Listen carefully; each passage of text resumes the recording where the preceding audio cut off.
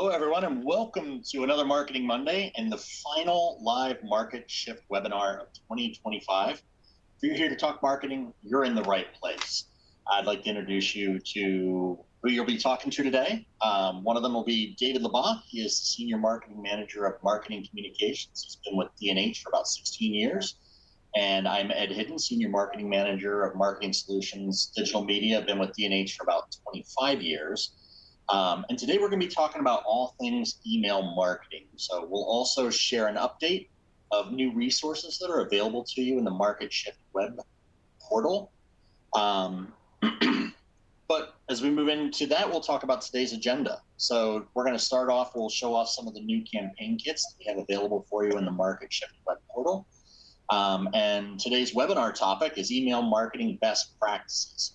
So if you have any questions, go ahead and drop them in the Q&A widget, and we'll either answer them throughout the presentation if it makes sense to slot in that answer while we're talking about stuff, or during the end, we'll be doing a live Q&A to come back to those questions that we weren't able to get to during the broadcast. And if you have any if you're watching this on demand and you're watching this later, you can go ahead and send any of those questions to marketshift@dnh.com, and we'll get back to you on those. So. No such thing as a dumb question. We're all learning here. Email can be a tricky thing. So if you have any questions, odds are somebody else has that same question too. I would also say be sure to use those reaction icons that are in the environment so that you can kind of let us know as we're going on the presentation about, kind of like how we're doing, and we can kind of gauge our response from there. So marketers love validation. That's what we're asking. What we really want is we want validation if we're doing a good job. I think that's what I'm going to translate you on that one, Ed. Yeah, I was definitely being PC on that. So yes, I constantly need validation on it. So. It's why I'm on social media. It's the whole reason. It's like I have an idea. I want to put it out there. I want someone to tell me, Exactly. Well, I think with that, it's time to go into the web portal updates. So Ed, thanks so much for doing the introduction. I'm really happy to be here today. Great to have you all on the webinar today. We hope that if you were in the US, you had a happy Thanksgiving just a couple weeks back. And we want to wish everybody a happy holidays just before. It's likely that we're going to forget to wish you all a happy holidays at the end with how quickly we move things. So happy holidays in advance. We hope you have a great holiday season. Without further ado, I'm going to share my screen, and I'm going to walk through some of the new kits that we have available to you in the Market Shift web portal before we get into our email marketing best practices. So what you should be seeing now is a screen share of my desktop. And so over the past couple of months since our previous webinar, we've been hard at work in putting together some collateral and content that you can use at your discretion for your marketing at any time for free. Remember that at dnh.com/marketshift or dnh.ca/marketshift, all of the resources that we have available to you are for your use, can be co-branded with your logo, and can be updated with your contact information. And so what I want to do is just show you a couple of the new kits that we put out there for you, and then also walk through one of our newest kits on Microsoft Copilot and how you can rebrand that for yourself and how you can use that for your marketing efforts in the future. So if you go to dnh.com or dnh.ca/marketshift and click on the Custom Marketing Resources tab up in the navigation of the screen, you can scroll down, and just as a quick refresher, you can browse by vendor or you can browse by category on the page. In this case, we're not going to browse. We're just going to go to the ones that are listed up top. The ones listed up top on the page are going to be the newest kits that are available to you. I will say that the Market Shift kit that I'm going to show you next is one that's available on the US side of our site at the moment. It is not available on the Canadian website quite yet. So Canada partners, if you're on the call today, we'll get that to you as soon as possible. So here, if you want to download a toolkit or even see what's part of the toolkit, you can click on it and you're going to go to a screen that outlines what the toolkit's about and also what's included in that toolkit for you. So in this one, you see that there's a partner sales guide, there's a quick start guide, 2 flyers, and 2 emails. And to download it, you'll have to be logged into the D&H website. But if you're logged in, you can click download today. That will be downloaded as a zip folder, and you should be able to see a folder now. And within the folder, you'll see a number of resources. They'll be well organized, they'll be well labeled for you. So it should be easy to pick and choose what you want to access next. We always recommend starting with the Start Here file. And the Start Here file is going to walk you through how to use a Market+SHIFT campaign toolkit. Dave, real quick, can I interrupt you?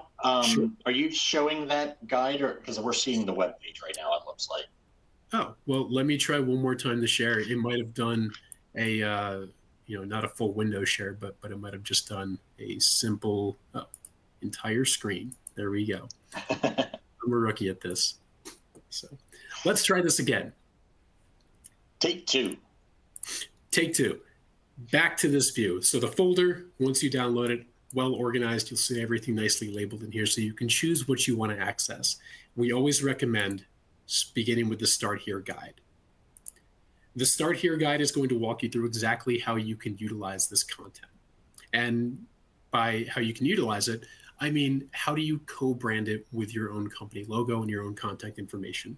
So it walks you through step by step how you can go about adding your logo. I'll show you really quick, just within this campaign kit that we developed for Microsoft Copilot. We have our Copilot for Microsoft 365 guide. We have a PDF about Copilot agents, and we also have a quick start guide with deploying Copilot to your clients. These can be used for you and your sales reps internally, and they can also be used for you to provide to your customers or your end clients who you're trying to onboard to Microsoft Copilot. So in this case, if you were to choose to use the Copilot for Microsoft 365 file that we have here, you'll notice that within the document will be areas for add your logo here. And then also as you go towards the bottom, you'll see areas that you can update your sales information or your contact information. So if you wanted to add your logo, simply click on that area, browse, find the folder that has the company logo that you want to use. So in this case, we'll go to the D&H logo, find it. We recommend a PNG file that has a transparent background. So we'll click open. It'll take just a moment. Click OK once you realize it's the perfect image that you want to use. And you'll see that it's automatically included up here in this area. And if you scroll to the bottom, it's also going to be transferred down to that other logo area. And then again, modify the information here. We'll just quickly throw in 100 Tech Drive. I'm not going to type out the whole address because I have fingers that are not working with a keyboard too well today. So once you modify all of this information, go up to the top, click Save or Save As, save that to somewhere on your computer, and you can now use that customizable asset or that customized asset for any of your marketing going forward. All very easy to use. You do not need a paid version of Adobe Acrobat in order to do this. And as a matter of fact, in some of the campaign kits that we have out there, we don't have only PDF files that are customizable, but we also have some Word files that are available to you. So again, this one is for Microsoft Copilot, but if you go to the custom resources section, you'll see some new kits that are available on enterprise solutions or enterprise ready solutions. You'll see a kit for any of our campus resellers today. You can purchase Apple products. If you are a campus reseller with us, we do have Apple products for students available to you, and we have a kit available to those resellers here. And then we also have one on Lenovo and AI solutions that is more security focused than anything. And then finally, I'll just mention two resources here. We have one that's a line card template, one that's unique to US, and then on the Canadian side of the Market+SHIFT site, it's specific to Canada. This is just a line card of all of the vendors that we have. So you can download it, customize it for yourself, and you can share with your clients, hey, we have access to all of these vendors that you can select from or source technologies from. Same thing for the matching letterhead and slide deck templates. If you want an easy to update letterhead or slide template where you can just go in and add your logo, modify the colors, you can download this and you can use this for a professional looking piece of letterhead or PowerPoint template. So with that, I'm going to stop sharing my screen. And those, again, are going to be available to you at www.dnh.com/marketshift, or www.dnh.ca/marketshift. And then I'll also just throw out a reminder, if you missed any of our previous webinars, all of those are also available on demand on those Market Shift landing pages. We most recently had a Marketing Ask Me Anything webinar last quarter, and we have a number of other webinars on demand that are available to you whenever you would like to watch them, or if you would like to watch them again if you attended them previously. And, another call out for validation here, Ed. I'll just say that before we get into today's topic, if you have any suggestions on new campaign kits that you would like to see us cover, new topics, new solutions, even new formats of marketing deliverables that could be useful to you, email us. Let us know. Send an email to marketshift@dnh.com, or even drop it in the chat today and let us know if there's something that you'd like to see us do for you in the future. We want this to be sourced for you and by you and your feedback. So the more feedback you give us on what you need, the better we can support you as our partners. Now, without further ado, Ed, let's get into today's topic. We're talking email marketing best practices. So I'll let you jump right in. Sure. Yeah. Email. It's funny. It's like I know that I have a bit of a love-hate response with the email, but the importance of email really can't be discounted as to in its place in today's digital landscape for marketing. Over the years, direct mail has tapered off a bit for many markets. Where people that are getting it are often referring to it as junk mail. And that all of that language is kind of translated over to the email side of things. So kind of breaking through that noise becomes a challenge. And you often hear the question, isn't email easy to ignore? And it's hard to get through that clutter. But, yes, it is, it's still very relevant.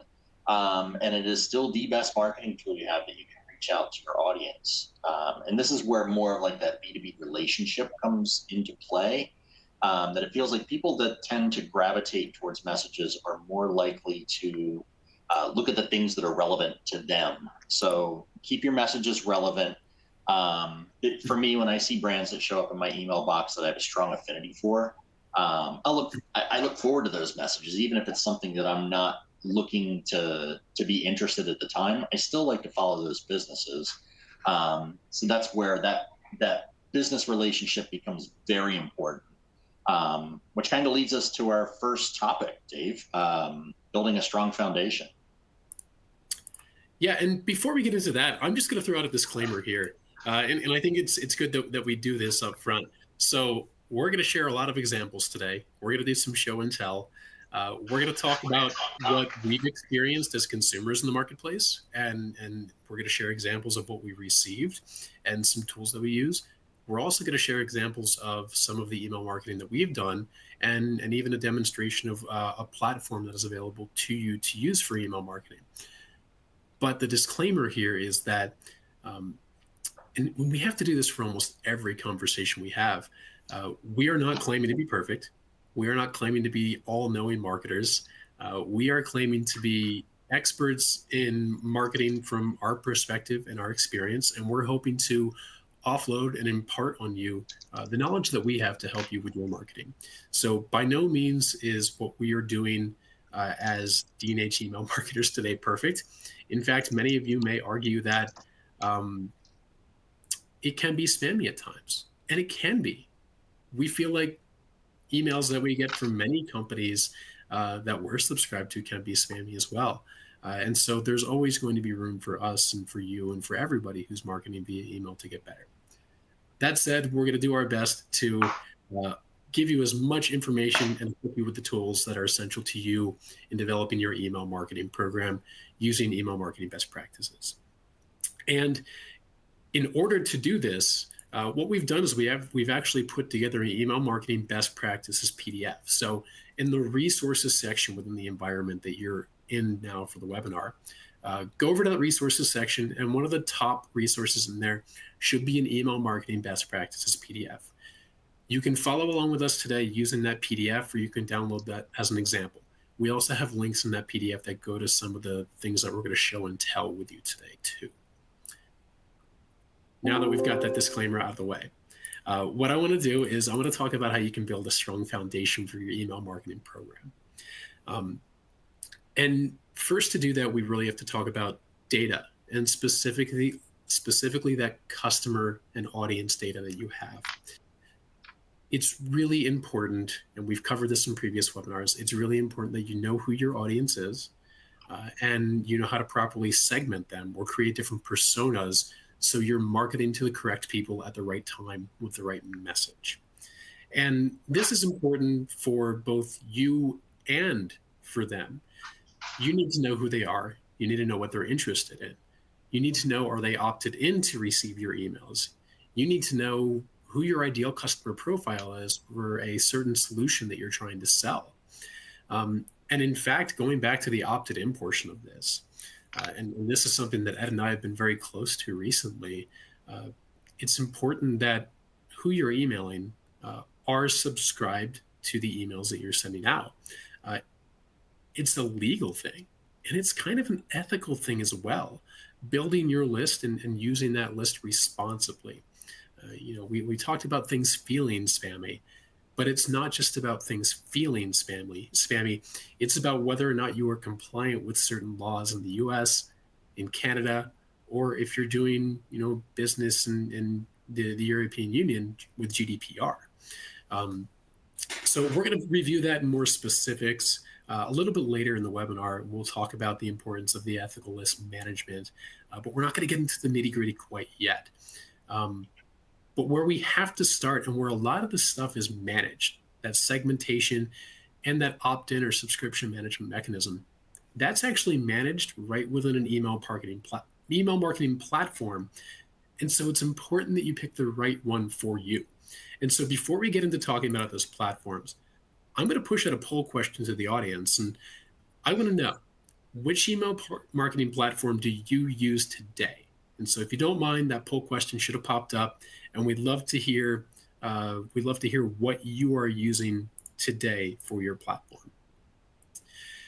So platforms, again, they manage those opt-ins and the segmentations and the engagement data, and they can often plug directly in to a CRM platform or any other sales tools that you have.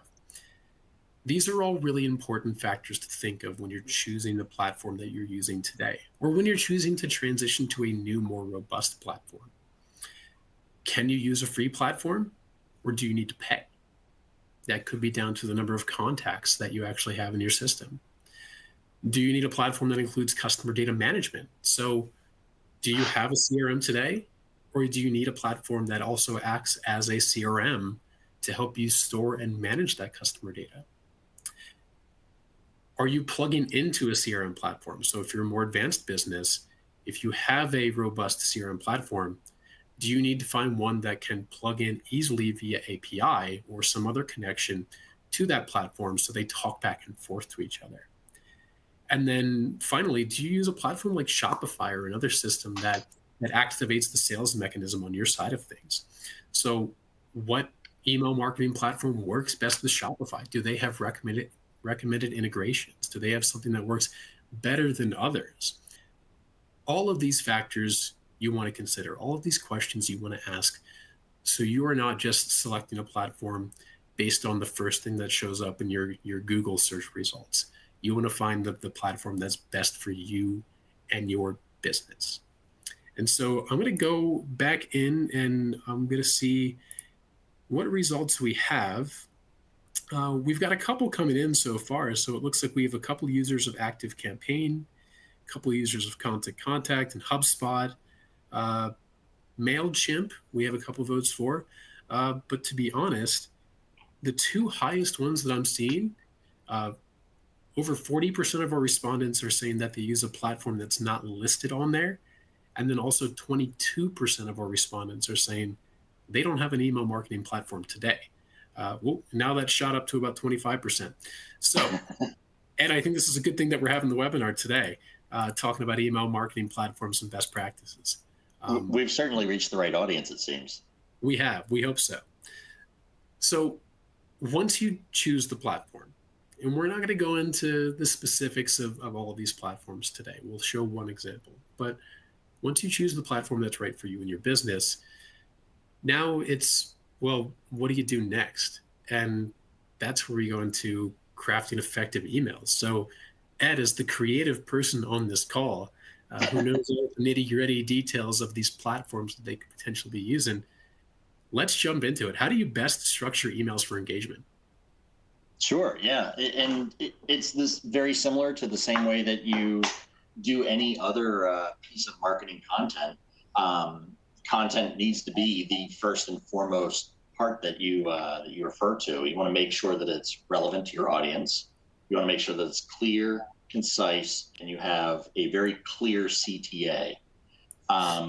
Some of those things can be even as simple as, when I say content, sure, it could be the body of the message, but there's a lot more content behind email than just that body of the message. There's the your from address, as like, where is it going to be something that's going to lend people to taking a look at it? And is it meaningful to them? Like if you have an organization that has like a face that partners know, maybe it's like a charismatic CEO or a mascot or something that clients relate to, sending communications from that person on behalf of that person can go further to personalizing that approach even more, so that, like the examples I was thinking of is if you're doing for McDonald's, maybe your email address is going to be coming from Ronald McDonald, or it would be like lizard@geico.com. Those sorts of fun things are often things that trigger people's personality, shows your company's personality, and kind of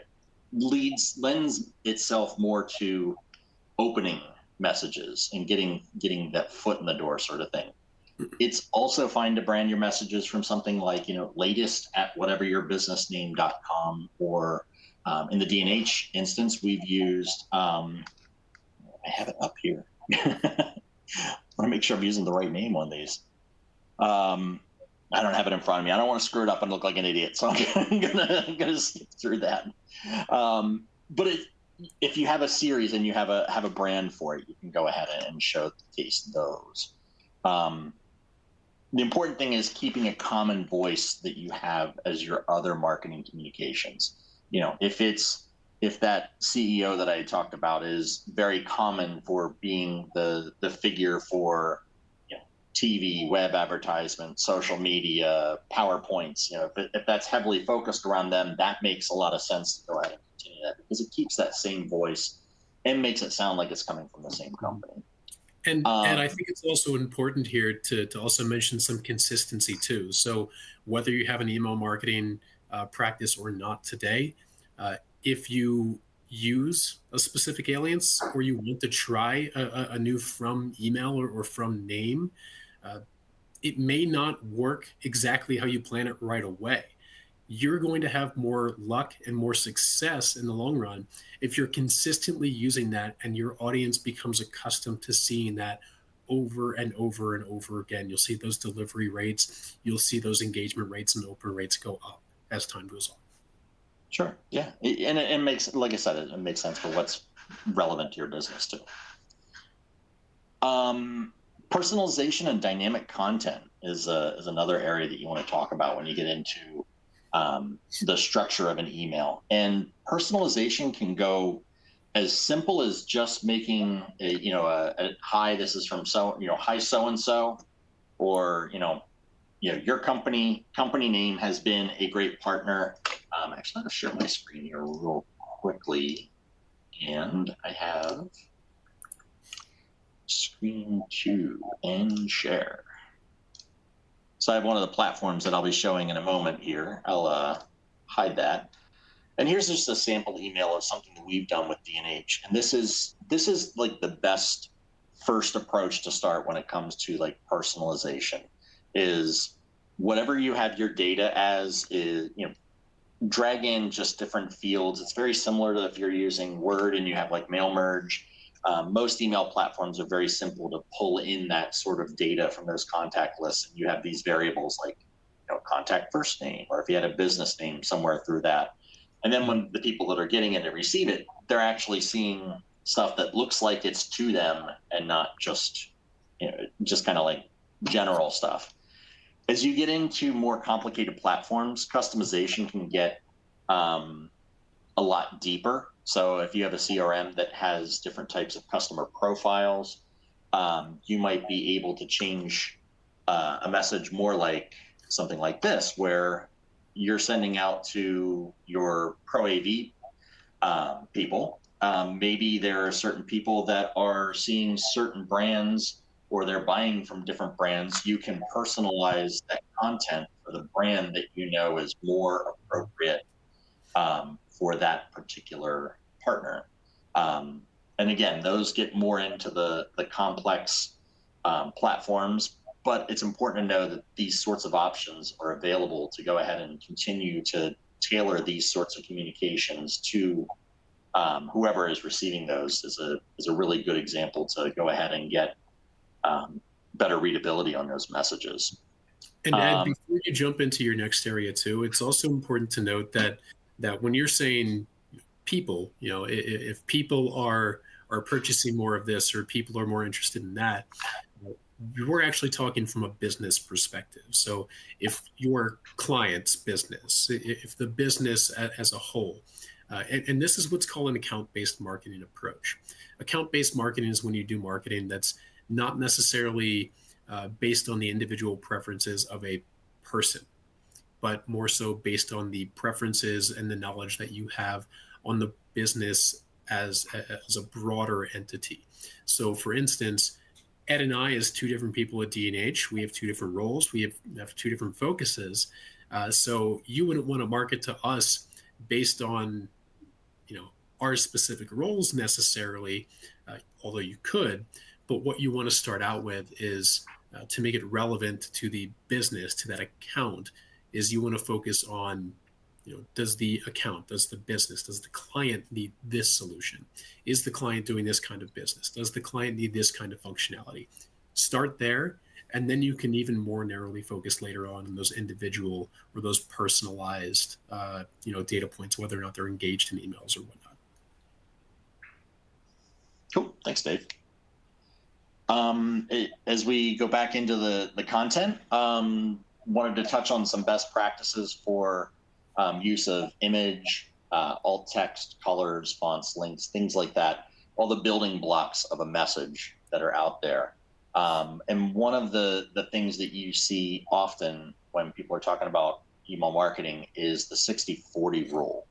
And that's that 60% of the content of your email should be text and no more than 40% of it should be imagery. And that's helpful for a lot of different things. It makes it easier for if something's on auto download, when you open an email message, you're able to preview and see what's happening oftentimes before content fully gets downloaded. And that gets even more important when you're on some of these devices, when you get email as well and you're very limited connections. It makes it even harder for those images to download. So keep that in mind as you're building your email messages. It's not always just something that's coming to your computer and, well, everybody has high bandwidth and things like that. You want to be mindful of how those messages are going through or being developed. And 64, there's no really measure stick to be able to say 60-40. You should really just look at something and go, okay, well, this seems more image heavy. Then you want to pull back some of the images and focus a little bit more on the words of what you're trying to say. Mm-hmm. And we're going to avoid going too deep into the design side of things. We'll cover that in a future webinar if there's interest on it. But before we get too far, I'm going to go back to sharing the screen and show that platform that I had. All right, so if I pull, where did my window go? Seems you and I are both having technical difficulties today. What's that? You and I are both having technical difficulties today. Well, maybe it's a Monday. Maybe marketing Mondays aren't the best. We're not quite on our A game quite yet this week. It might be the case. That might be the. So jumping into a quick platform here, this will probably help a little bit for kind of like understanding some of the structure and some of the pieces that we were talking about. And this is kind of to show you how easy a system or a platform really is to work with. It's a little different than working with sending an email from Outlook. You have different things where you can upload your list of people that you're sending it to. You can customize, many of them you can customize who it's coming from. And we talked about how that is. Subject lines we're going to come to shortly. But I wanted to jump into the design section just to give you an idea that this is not very difficult to manage. And a lot of these platforms have stuff that is very simple and easy to manipulate and come across with really good design. There's things like logos that will tie into, excuse me. Sorry about that. I had to sneeze for a moment. I had to hit the mute button. You can see these, it's very drag and drop, and many of these platforms are built in this way. You can set up your logo one time, it pulls into your emails. You can drop in text pieces.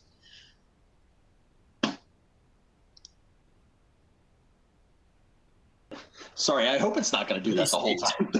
My sneeze, I hope it's not going to do that the whole way through this, but hopefully we'll stop here. And then it's as simple as like this. I dragged in a column, a blank layout. I wanted to have an area where I had 3 columns. I drug in a paragraph. And then you can also do stuff as simple as just dragging content into those other containers. And then you can go ahead and customize this message so it looks, appropriately for whatever you're going to go ahead and do. Ed, before you jump in, we have a good question from Jamie in the Q&A. And Jamie just asked, when it comes to the 60-40 rule, how do you feel about attaching documents to an email to reference versus a link? I don't know that I see very many documents attached to marketing emails that come out of an email marketing platform.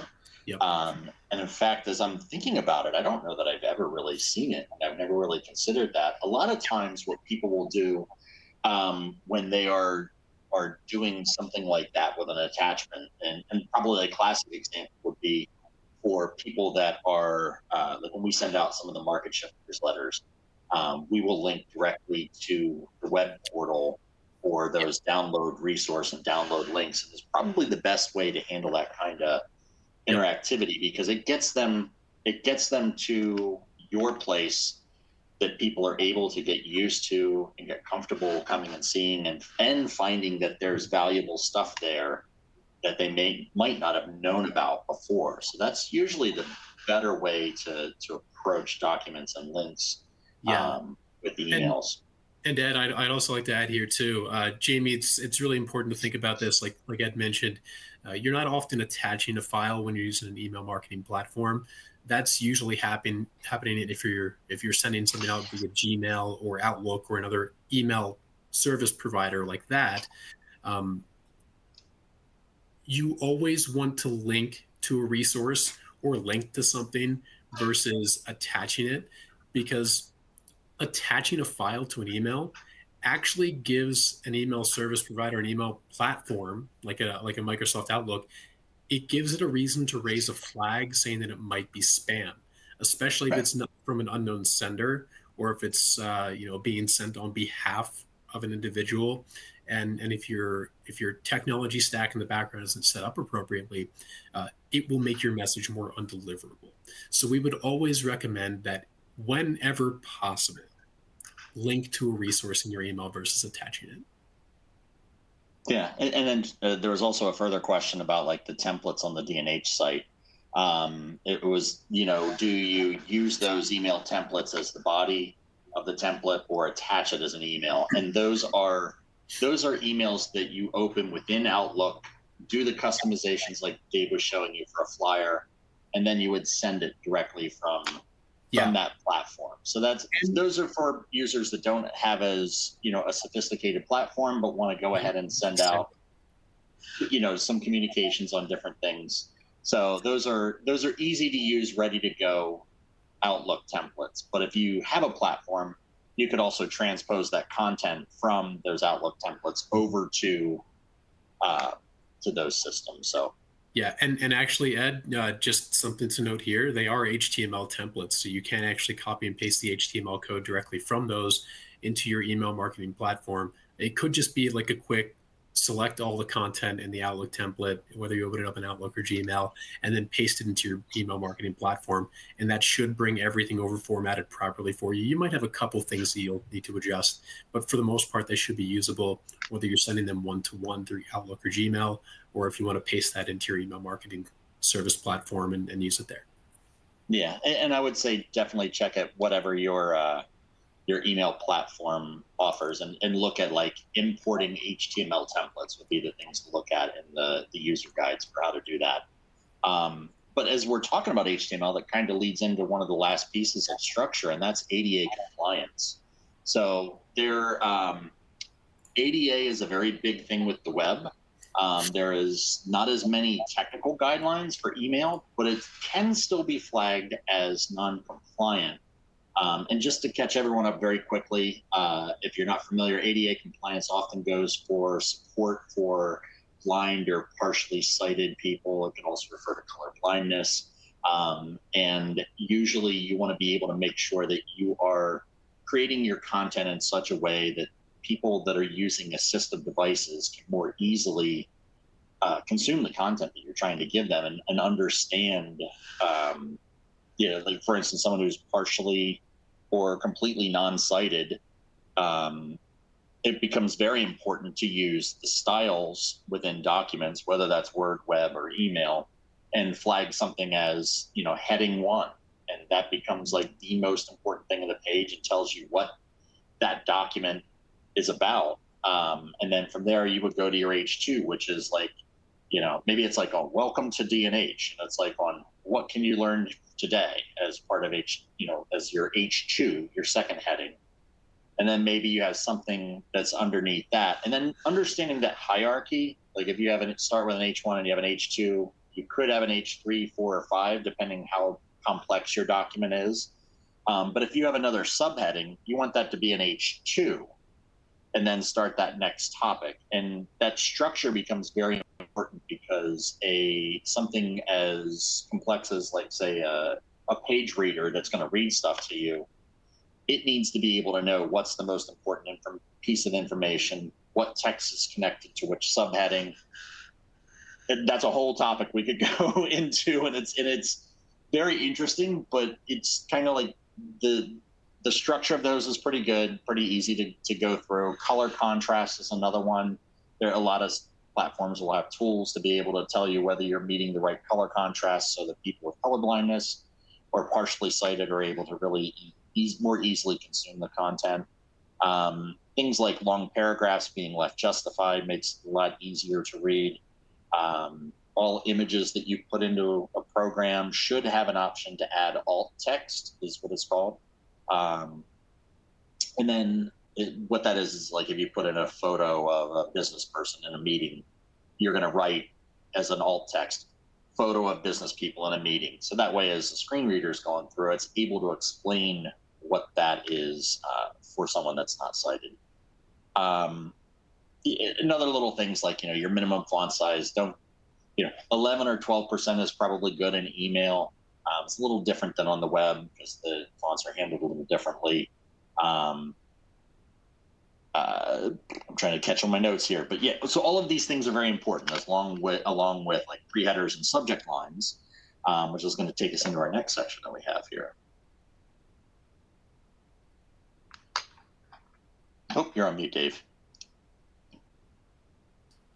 Again, it's a Monday. We're hitting all the glitches today that are human errors. So subject lines and pre-headers. Subject lines is an area that I'm very passionate about. In fact, we spend a lot of time, my team does, on looking at the effectiveness of subject lines and whether or not they're getting people to open the actual message. Because we have to remember this. If your contacts, if your clients do not open your email, they're not getting your message.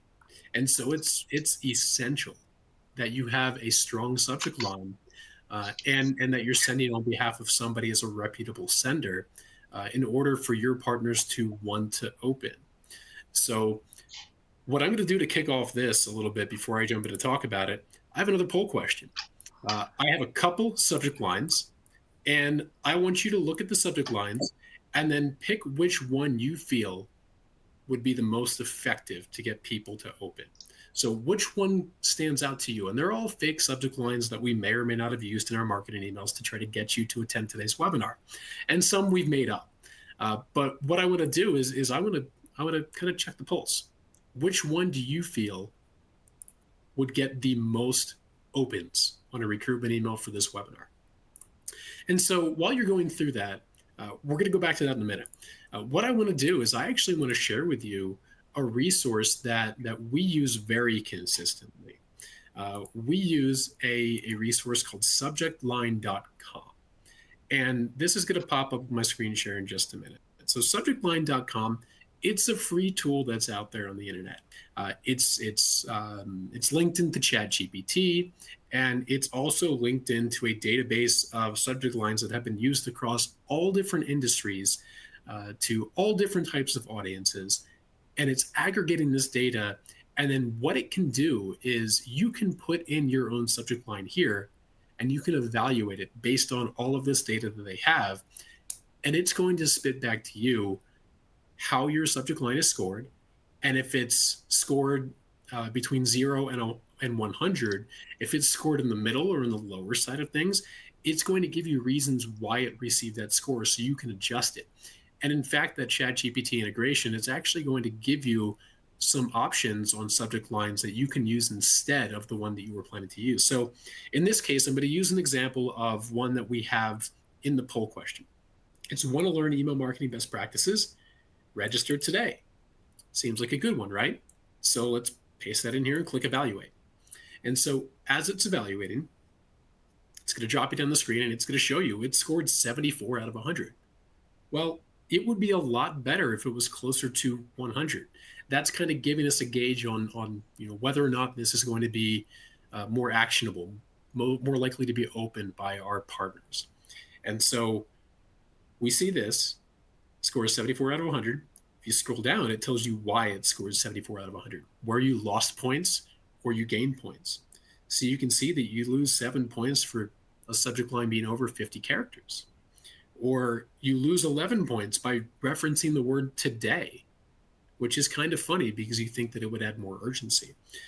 But what you can do is you can utilize a tool like this to learn how consumers, whether they're in the business side of things or in the consumer side of things, you can learn how consumers of email content are actively engaging with emails in the subject line and whether or not it's going to get them to open. The last thing I'll note here is down at the bottom. If you want some options, it's going to give you some options on alternative subject lines that you can utilize if you're not feeling as creative that day. So we do have subjectline.com as a resource under the resources section. So feel free to bookmark that in your browser. And so what I'm going to do right now is I'm actually going to push the results of what I'm seeing with the subject lines. So it looks like 20% of you think the first one's going to be the most popular one to open up. 33% say the one that I just tested was going to be the one that was going to score highest or be the one most likely to open up, and 20% on the last one as well. So I'll tell you, out of all of those subject lines that we have in there, the one that scored 100% was the first one. Register now to attend the D&H Market Shift webinar. And according to their grading criteria, it was perfect. The caveat here, though, is that subjectline.com is using data that is not yours. It's not unique to you. It's not unique to your business. It's not unique to your clients and the customers that you serve. So take everything that you get from this platform, subjectline.com, with a grain of salt. It's a great tool to help inform you, but at the end of the day, it's more important that you pay attention to the open rates in your emails and how your partners are engaging with your subject lines and email content that will better inform you how you can craft those subject lines in the future. You'll begin to be able to develop your own formula for subject lines, if you want to say it that way, for what works the best for them. So, Ed, once we have a solid subject line, once we get them to open the email, we're in good shape. We talked a little bit about the image ratio and the design and like the hierarchy of things. We're not really going to go into the content too much because we've talked about content in previous webinars. But what we need to go into is how frequently are we going to be sending email communications to our partners? And this gets into kind of the spamminess conversation.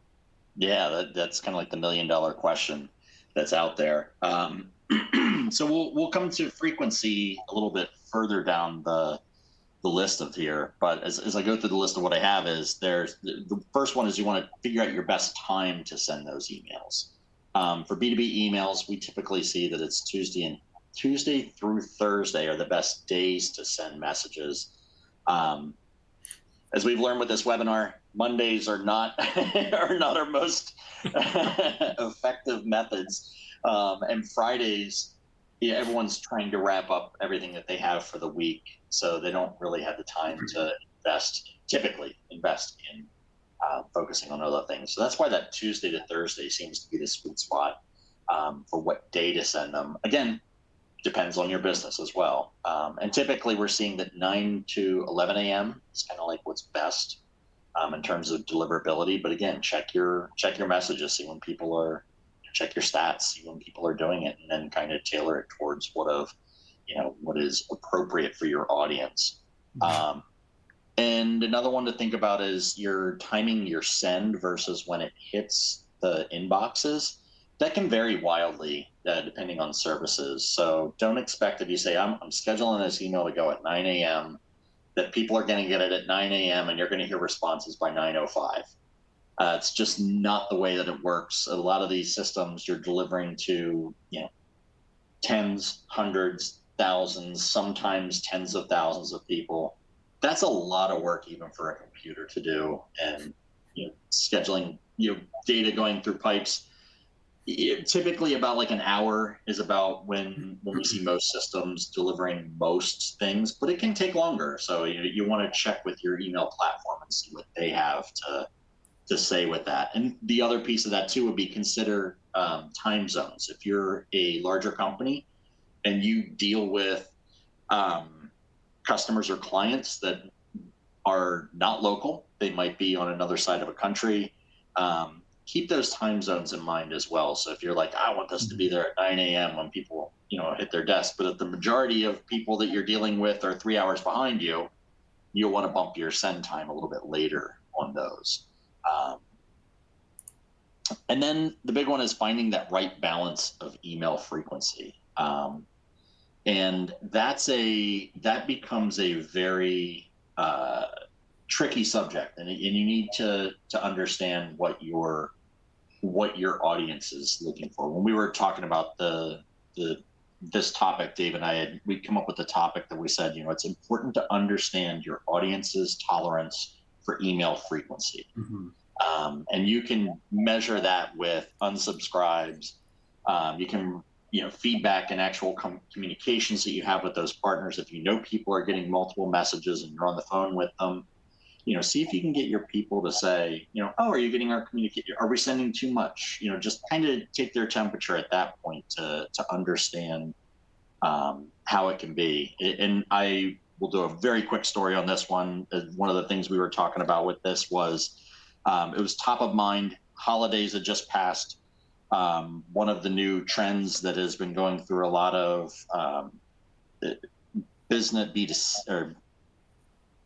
to consumer style websites is you go to a manufacturer's website for a product that you're interested in, and they go, get a 10% off deal today, give us your email address, and you plug in your email address, and it's like, you can also get another 10% by giving us your text message. And I get a lot of those from companies that I'm very excited to get those from. And over the Black Friday holiday, there were at least 3 companies that I am typically excited to know that a sale's going on that were sending me messages multiple times a day when it got to a point where I just said, I like this company, but I can't deal with this anymore. This is ridiculous and over the top. And I click stop. And, that's unfortunate that, there's oftentimes that are companies that people want to be kept up to date with, but that's the problem that can happen if you abuse that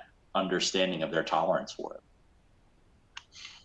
And then the last part of timing is testing, really. And that's, you can do A/B testing that you can use to get optimal performance, where you can send portions of an email to a group, another portion to a small group, see how things are working, and then send the best response to all of those.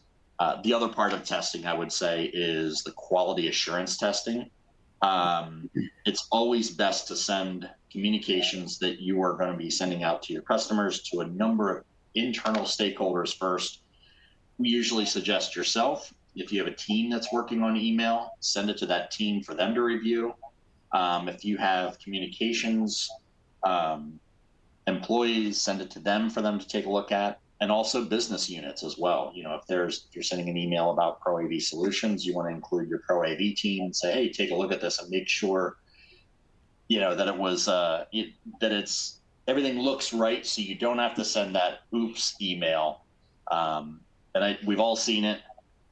I think we've had to send one at least once. So, you know, it's never a good situation to be a part of, but it's also important to own that and step up if there is something that's dramatically wrong with it. But testing definitely does a lot to minimizing that potential.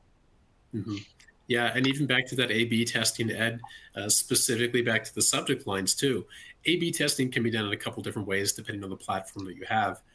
A/B testing is very effective when it comes to subject lines. So we will typically do like an 80-20 rule, where 20% will be used in the test group, and we'll have 10% receive an email that's that is the same inside. They're both going to be the same content inside, but 10% will receive one subject line, 10% will receive a different subject line, and then whichever one has the highest open rate during however long that test is, the rest of your audience, that last 80%, would receive the winning subject line, which allows you to hopefully select a subject that's going to get you a higher deliverability rate and also a higher open and response rate. So, yeah. And I think with this, Ed, we're about ready to move into compliance and deliverability, right? Yeah, that's the fun part, right? Yeah, this is so much fun. Yeah, so much fun that we're going to start by talking about email server setup at the beginning, and then we're going to quickly balk and avoid this conversation entirely, because the disclaimer is that when it comes to email server setup, this is really making sure that your email server, your email platform, your Exchange server are all set up correctly, so that way you are not going to have any security issues or any deliverability issues when you send your emails. This includes stuff like DMARC, DNS settings, CNAMEs for your links so they look like they're coming from your domain, SSL certificates for those CNAMEs. All of that stuff sometimes needs to be set up depending on the platform. If you're using a basic platform and you're not doing anything that's very specific to your domain or website, and you're okay with that being a little bit less branded of an experience, which is perfectly okay, especially if you're just getting started out, then you don't need to worry about a lot of this. But and real quickly, simple like platforms like MailChimp that I had showed you, it allows you to customize who that from is, but it changes that keeps a common domain for it that service has gone through and done all of these steps that we had just talked about, and you can do that and still keep messaging looking like it's coming from a custom thing. As companies get bigger, they might want it to look a little bit more, like it's part of a more complex system. Yeah. So the more complex of a platform you have, the more custom you want to get your IT department involved, so that way they can confirm that things are set up appropriately. We're going to move on directly from that topic and go right into understanding email regulations, which we're more well-versed in. So email regulations. So at the beginning of the webinar, we talked a little bit about building those lists ethically and making sure that you have a mechanism for your partners to opt in or out of your emails. We're not saying that because it's best practices. We're saying that because it's the law. It's a specific law in the US. which it's a CAN spam law is what it's called. And it's a specific law in Canada, which is a CASL law, the Canada Anti-Spam Legislation. And where you're doing business, you need to have the knowledge and the understanding of those laws to make sure that you're in compliant with what you are allowed and not allowed to do when it comes to email marketing or just marketing in general to partners.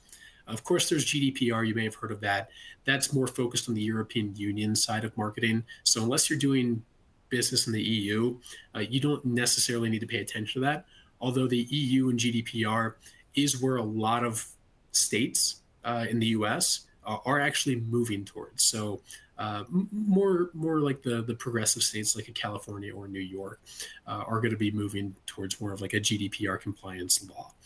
Good news is, though, is that a lot of the platforms that you may be using today and a lot of the platforms that you may try in the future, they have built-in mechanisms to help you stay compliant with those laws. And really, to boil it down to just a few simple things, those laws are pretty much saying only send to customers or accounts that you have a relationship with, or only send to customers' accounts who have opted in to receive your emails. So are you going by an opt-in approach or an opt-out approach? That could depend on where you're at in Canada or US. Does it require a single opt-in, or do you need a double opt-in in order for it to be legal? So single versus double is if there's a business relationship, that may be a single opt-in, but then do you need another validation from that customer directly via email that says, yes, I actually do want to receive your emails? Of course, subscription management, we've talked a little bit about that with opt-ins or opt-outs. That's all handled within your email marketing platform. It is not handled in something like Outlook or Gmail. This is where if you're sending those mass emails, you want to make sure that you have that marketing platform to help you stay compliant. And again, we are moving towards a GDPR standard for email marketing, for marketing in general. So I would say when in doubt, refer to the law of your specific region or even your specific state. But if you want to be safer, you can become familiar with GDPR. And in fact, we do have links to each one of those laws and some documentation on them within that email marketing checklist in the resources section that we mentioned to at the beginning. Real quickly, I had a question for you, Dave, on that. I know we've talked a lot about this being like a legal piece. What are companies, what are some of the penalties that people would be looking at if they don't follow those? Yeah, great question. So a couple of the penalties that could be incurred, first and foremost, financial penalties. If you go against these laws, if you get reported enough for breaking these laws by consumers, you can actually have a pretty hefty financial penalty levied against you and your business. So nobody wants that, especially if you're a smaller business. On top of that, some of the other ones that are, also make things difficult for you. If you are sending to bad contacts and they're getting caught by spam traps, or if you're constantly being reported, there's a chance that your domain, your website could get blacklisted if you're sending on behalf of that domain, if you have it set up like that. So if we were not maintaining our contact data for DNH.com for contacts that we're sending to, or we get reported or our emails are being sent to spam traps and they're raising flags, DNH.com could get blacklisted and essentially shut down either permanently or temporarily. We've dealt with some issues like that before when there were some wonky things in the background. And that caused a lot of headaches. And if that happens, that's not just affecting your website. That's not just affecting your email marketing. It's also affecting your day-to-day email accounts through Outlook. Like, it's where Exchange is pulling from if you're using that domain for everything you're doing. So you've got to be careful about that. Got to be careful about that. Some other ways that you can avoid spam filters and having issues: don't have spammy subject lines, use subjectline.com, use that 60-40 rule that we talked about between images and text, make sure that your content's relevant to your audience, and most importantly, make sure that you're keeping up to date on that contact data. You need to be maintaining your contact data in your CRM system or in your customer data platform. Or if you have a sales team, make sure your sales team is helping to maintain that data. The easiest way to keep you in compliance outside of using an email marketing platform that has the built-in tools is to make sure that you're going to only market to contacts that are active and relevant to the content that you're sending. So, Ed, we're getting towards the end. We're right at 3 o'clock. So I'm going to skip the measuring success section. I think we can do that. We have a webinar on using data to guide your marketing strategies. So we'd encourage you to go there. And the advanced strategies, let's just say if you're ready for advanced strategies, reach out to marketshift@dnh.com. You'll get a hold of me, Ed, and the rest of our MarketShift team. We're happy to have a consultative call with you, and we can go through some of those advanced strategies that may include automation, drip campaigns, and even leveraging AI and machine learning to further optimize your email marketing program. And the final call I will have there is we actually have a webinar that is recently on demand for leveraging AI tools for marketing. So we'd encourage you to go to dnh.com/marketshift or dnh.ca/marketshift to engage with those webinars and get some additional information to help you, using the content that we already have available. So Ed, I'll let you close it out. Yeah, I was gonna say we have a Q&A session here that says 10 to 15 minutes, but looking at our Q&A box, it looks like we were able to answer everything in live time. So we're in good shape there. Just want to thank everybody for attending. Wanted to let you know that this broadcast will be available at the same link that you came to this broadcast for after 24 hours on demand. So if you want to come back and check on all the flubs that we made, you can go ahead and take a look at that. And then just another reminder, there's the best practices checklist in our resource section of this actual environment. And that the upcoming live webinar schedule, our next one that we have for this is going to be in March. We don't exactly have a date quite yet or a topic. So again, if you want to provide us any feedback as to topics you think would be valuable, or if there's pieces of this that you want us to see us go into a more of a deeper dive on, aside from server setup, you can answer those questions after the webinar direct to marketshift@dnh.com, or you can visit the MarketShift page and complete an inquiry form that we have on there to get in touch with us. You can visit www.dnh.com/marketshift or www.dnh.ca/marketshift. And we just love to thank everyone for their time and their questions, and hope that you guys found this very valuable. And again, if you have any further questions, reach out to the team and we can kind of keep help moving your marketing along. Yeah, thanks for joining us this year for our MarketShift webinars. Really glad that you keep coming back and keep joining us. We hope that you get something out of it. And Ed and I, like we said in the beginning, we're marketers. We love validation. You guys showing up gives us validation that we are experts on something related to marketing. And we just enjoy talking about this stuff. So thanks again for being part of it this year. And we're looking forward to bringing you more content next year.